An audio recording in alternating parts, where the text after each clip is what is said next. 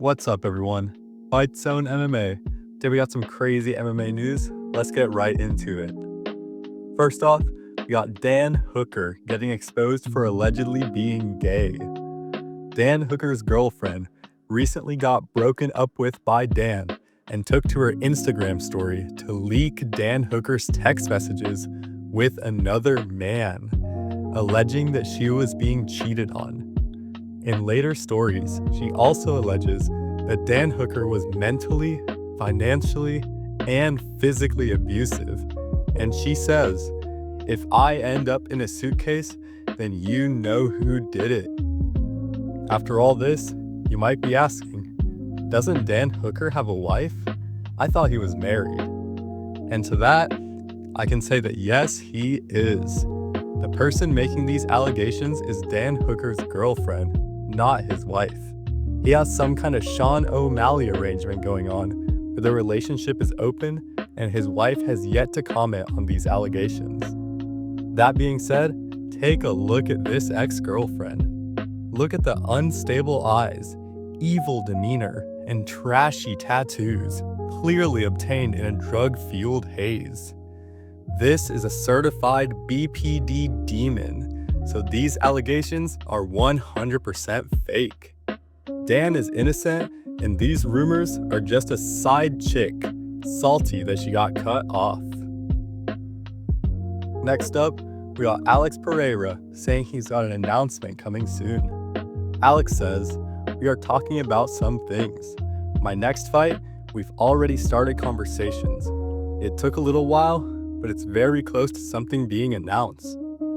Fans are speculating that his next fight is going to be either a super fight against Jon Jones or an interim heavyweight title fight against Ciryl Gane, with both fights potentially taking place at the UFC White House event if they're made.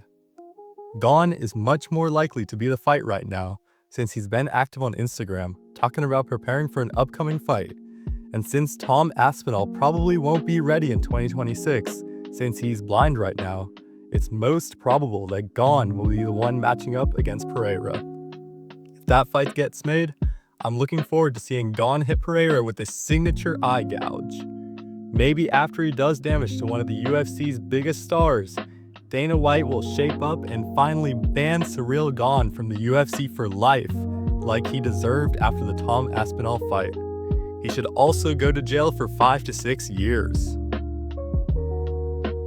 Finally, we got Sean Strickland facing some pressure for his recent comments on the Super Bowl, Bad Bunny, and Amanda Nunes.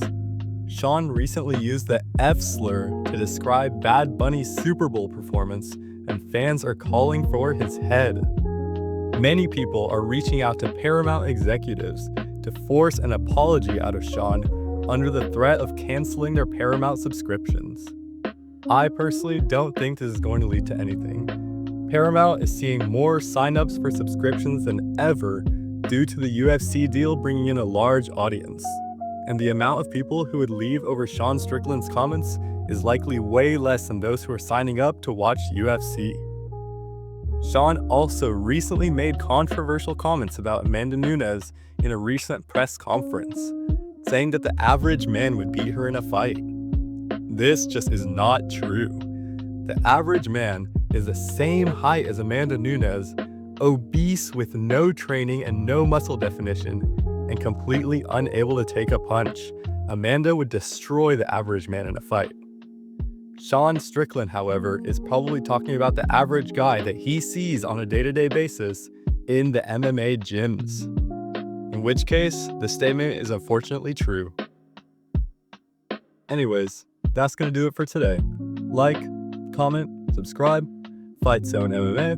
I'll see you in the next one.